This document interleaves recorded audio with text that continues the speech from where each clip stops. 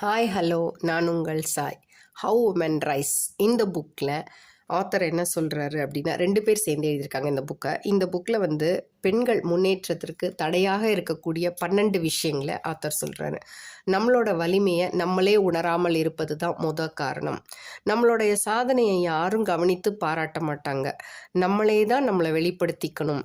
நம்ம செய்த வெற்றியை நம்மளே நம்பிக்கையோட வெளிப்படுத்திக்கணும் அப்படின்னு ஆசிரியர் சொல்கிறாரு.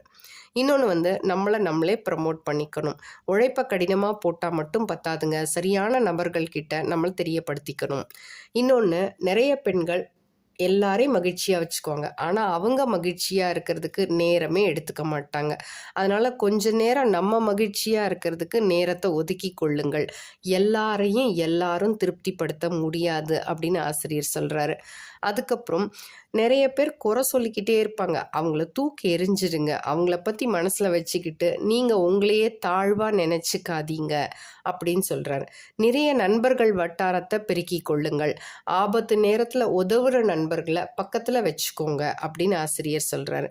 நெட்வொர்க் டெவலப் பண்ண நம்ம வந்து பிஸ்னஸுக்கு நிறைய நம்மளுக்கு ஹெல்ப்ஃபுல்லாக இருக்கும்.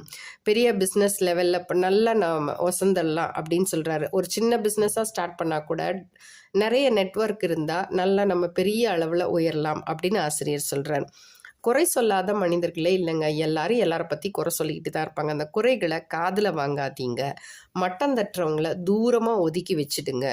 ஏன்னா நம்ம என்னதான் பண்ணாலும் நீ அவர் சொல்லி தானே வந்த, இவங்க சொல்லி தானே வந்த அப்படிம்பாங்க. நம்மளே வந்தோன்றதை ஒத்துக்கவே மாட்டாங்க. அதனால் அந்த மாதிரி பர்சன்ஸை தூரமாக வச்சுடுங்க அப்படின்னு சொல்கிறாரு ஆசிரியர். கடந்த கால நிகழ்வுகளெல்லாம் நினச்சி வருத்தப்படாதீங்க. சில தவறுகள் வந்து நம்ம தெரியாமல் பண்ணியிருக்கலாம். அதனால நம்ம முன்னேற்றம் தடைப்பட்டிருக்கலாம். மறுபடியும் அதை பண்ணோம்னா நம்மளால் முன்னேற முடியாதோ அப்படின்ற சந்தேகத்தெல்லாம் விட்டுட்டு முயற்சி பண்ணி பாருங்கள் அப்படின்னு சொல்லிட்டு ஆசிரியர் சொல்கிறாங்க. அதுக்கப்புறம் நமக்கு வாய்ப்பு கிடைச்சா அந்த ஆப்பர்ச்சுனிட்டியை கரெக்டான நேரத்தில் யூஸ் பண்ணிக்கங்க. அதுதான் பெரிய அளவில் நம்ம முன்னேறதுக்கு நமக்கு உதவும் அப்படின்னு ஆசிரியர் சொல்கிறாரு. இதெல்லாம் வந்து செஞ்சோம் அப்படின்னா நம்மளோட உயரம் ஈஸியாக நம்ம இலக்கை பிடிச்சிடலாம் அப்படின்னு ஆசிரியர் சொல்கிறாங்க.